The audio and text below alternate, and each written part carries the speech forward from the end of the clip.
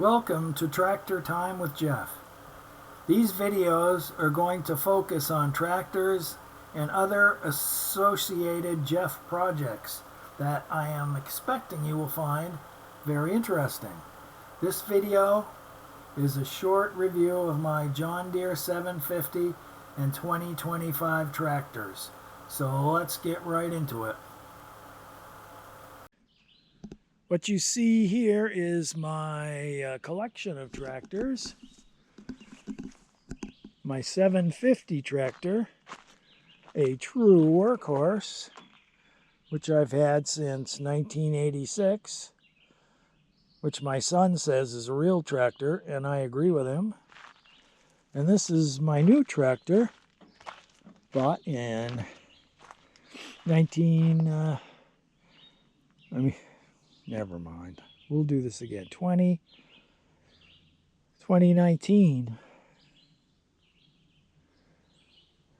I think I'll practice this a little bit. Okay, the 750, like I said, it was purchased in 1986, and it's done an awful lot of work. Modifications I've made to it are these wheel weights that I had, or wheel extensions and wheel weights that I had made at a local machine shop. And this drawbar I made for pulling logs, because this tractor has been used an incredible amount as a skidder.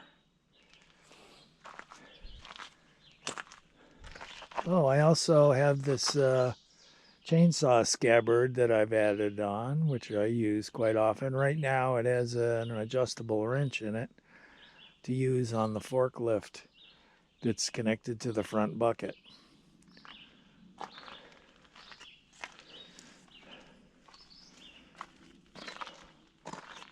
So like I said, I haven't made many modifications to it. You can see from the bucket there has been a lot of repairs done to it. I did add a front hook. The things that have gone wrong with this tractor are many. One of the things was, we'll look on the other side, it's easier, but you can see the steel plate that I added to the frame. We'll look on the other side. Could be more interesting.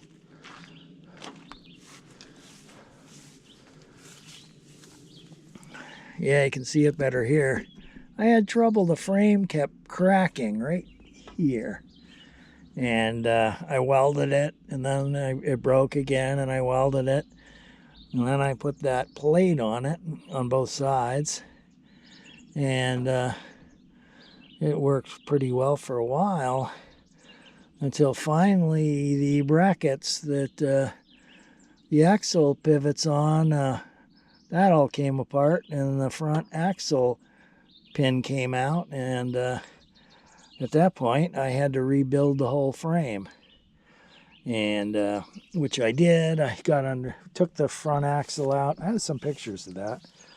I took the front axle out and rebuilt the frame, put gussets on any 90 degree angles, and I did put the plates back on because I really didn't have anything else to do with them. I also had, there's a bearing right here that on the original tractor, the original tractors, and this one was one of them, the bearing, there's a ball bearing right in here, and it didn't get grease. The engineers put it in, but there was no way for it to get lubricated. So I had to replace both of those bearings. I have had a new clutch, but I had that done at the dealer. Because no way, because to do it, you got to separate the tractor. And that's more of a job than I would like to do. What else have I done to it? Let's see, I've had some hydraulic issues. Mainly there's this screen that it's down under here that has to be cleaned once in a while. And when the hydraulics get slow, you've got to replace the filter on the other side and clean the screen. The other thing I've had problems with is this left brake seizing up. Now, if you can see where the rod is attached, you know, the rod from the brake is attached to that lever where it goes into the brake housing. I've started to lubricate that. It seems that that is where it binds up. What else have I done? I've put 2 new starters in it, but the real problem is the ignition. This switch right here turns the lights on. There's a ground or a power issue in that switch. It isn't bothering me right now, but I always, if you have trouble with your 750 or whatever, 650, 850, and the thing won't start and it seems like the battery's low, just turn that switch back and forth a bunch of times and see what happens. It seems that's what I do, and it has solved itself every time. I'm sure there will be a time when I will have to replace it, but I've taken that apart, the dash apart, and taken the dash apart, and the ignition switches, or the switch is really hard to get to from the underneath, and it's got a tremendous number of wires on it. But I know someday I will have to replace it. And I broke this out with something, and I replaced it with stainless steel bolts, put it back together. The hydraulics leak after 30 years. Actually, it's 39 years, which isn't a surprise, but it's certainly not enough of a leak to stop it from working. Replaced the seat, the metal part of the seat, twice, and I put new seat covers on it. Yeah, that's about, then other than that, oh yeah, then there's the four-wheel, the axle lock. The axle lock came apart inside, and I had to pull the whole back end of this rear end out and put it back together. What happened was there are these socket head cap screws that hold on this ring gear, and they'd broken loose. So I had to pull it apart and just replace all the screws or bolts, which personally I think was a bad design, because I mean there weren't any pins, there really wasn't any alignment on that gear. The only thing that was holding it there and aligning it was the socket head cap screws. But all in all, this has been a workhorse. It has a tremendous amount of torque. This thing, if you put cleats on it, it could pull a concrete truck up a telephone pole. No kidding, this thing is a workhorse. The only thing that stops it is traction. Now we go on to the new tractor. I bought this mainly because of the cab and the heater.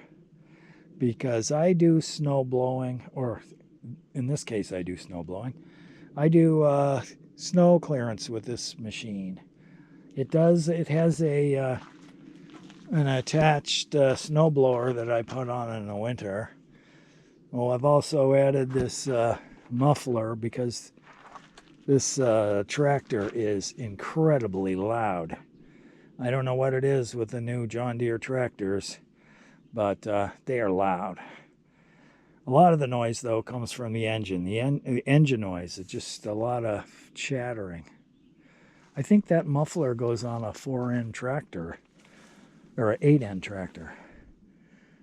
And one odd thing about this tractor, it has motor mounts. Now, that is odd. I don't know how all of that there must be some kind of a flexible connection somewhere between here and the rear end. I don't know. Other thing I've added to this one is I've added wheel extensions, because when these tractors come through, they're only 4 feet wide.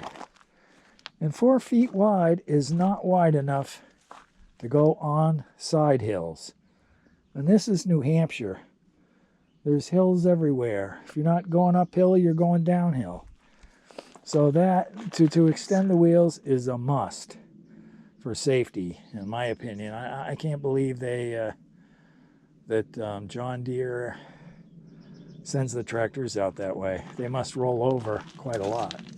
And from what I heard from the John Deere dealership, they do have, they have really good warranties.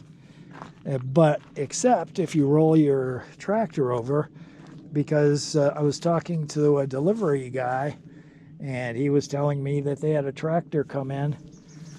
It was like he had to go get a tractor like a day after it was delivered, and it had rolled on his side. Now, I don't know whether it ruined the engine or what it did, but John Deere would not do anything to fix it or warranty anything, because in the manual it says don't drive on side hills. Just an interesting point, because in